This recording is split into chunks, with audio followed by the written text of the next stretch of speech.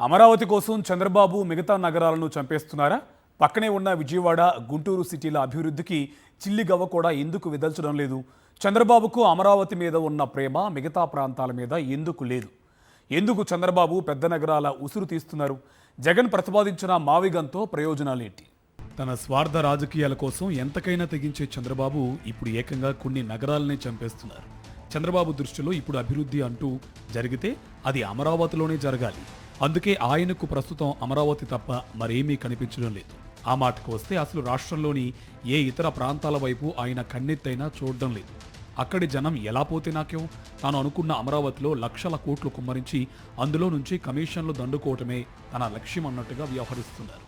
ఏమీ లేని చోట, అది కూడా ఎప్పటికి డెవలప్ అవుతుందో కూడా తెలియని చోట ఏకంగా 2 లక్షల కోట్లను అప్పు తెచ్చి గుమ్మరిస్తే ఇక రాష్ట్రంలోని మిగతా ప్రాంతాల పరిస్థితి ఏంటని ప్రజలు ప్రశ్నిస్తున్నారు. అది కూడా కేవలం రోడ్లు, కాలువలు, నీరు, కరెంటు వంటి మౌలిక సదుపాయాలకే 2 లక్షల కోట్లు ఖర్చు అంటే మరి మిగతా నిర్మాణాల సంగతి ఏంటి? దానికి ఇంకెన్ని లక్షల కోట్లు తెచ్చి ఖర్చు చేస్తారు?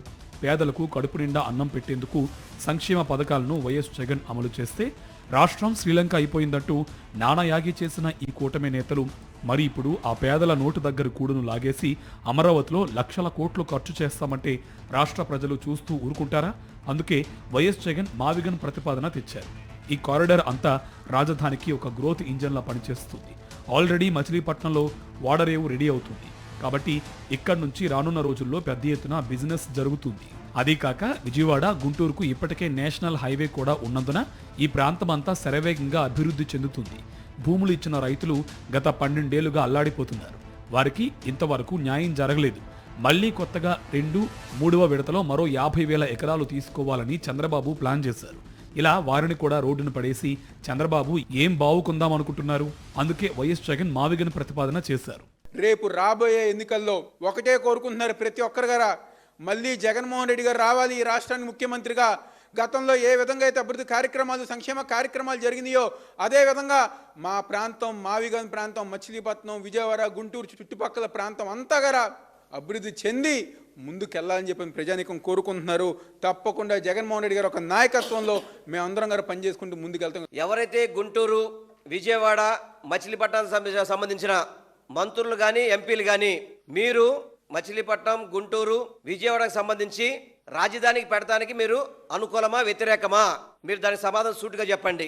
పోర్టు కలిసి, ఎయిర్పోర్ట్ కలిసి, రైల్వే స్టేషన్ కలిసి, ఇవన్నీ కలిస్తే క్యాపిటల్ అనేది మనం కూడా చూడగలుగుతాం, తక్కువ వ్యయంతో చేయగలుగుతాం.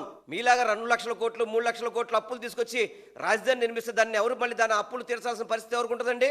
ఈ 3 నగరాల మధ్య దాదాపు 60 లక్షల మంది ప్రజలు ఉన్నారు. అందుకే ఈ ప్రాంతంలో రాజధాని ప్రతిపాదనను వైఎస్ జగన్ తెచ్చారు. తద్వారా ఈ నగరాలన్నీ శరవేగంగా అభివృద్ధి జరుగుతాయి. అన్ని వర్గాల ప్రజలకు ఆ మేలు అందుతుంది.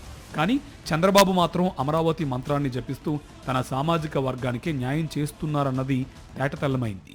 ఈ రాజధాని ప్రాంతంలో ఏదైతే మీరు చెప్పే ఈ సిఆర్డిఏ, అమరావతి ప్రాంతంలో జరిగే భూ కుంభకోణాలు, ఈ కాంట్రాక్ట్ కుంభకోణాలు, మీరు చేసే అవినీతి మొత్తం బయటకు వస్తాయని చెప్పి భయపడి కౌన్సిల్లో డిస్కషన్కి వస్తే ఇవన్నీ ప్రజలకు తెలుస్తాయని చెప్పి భయపడే మీరు కౌన్సిల్లోకి దీన్ని తీసుకురాకుండా డైరెక్ట్గా మీరు పార్లమెంట్కి పంపించిన, అసెంబ్లీ నుంచి పంపించిన పరిస్థితి ఈరోజు చూస్తూ ఉన్నాం.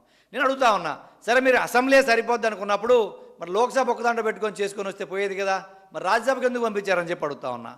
అమరావతిని తన బినామీలకు కట్టబెట్టే ప్రయత్నం చేస్తున్న చంద్రబాబు మిగతా నగరాలను నిలువునా చంపేయటం తీవ్ర చర్చనీయాంశంగా మారింది. తన రాజకీయ శిష్యుడు తెలంగాణ సీఎం రేవంత్ రెడ్డి కోరిక మేరకు రాయలసీమ ఎత్తిపోతల పథకాన్ని నిలుపుదల చేసి ఆ ప్రాంతానికి మరణ శాసనం రాసిన చంద్రబాబు ఇప్పుడు అమరావతి కోసం విజయవాడ, గుంటూరు వంటి పెద్ద నగరాలను కూడా చంపేయటాన్ని మేధావులు, రాజకీయ పక్షాలు సహించడం లేదు.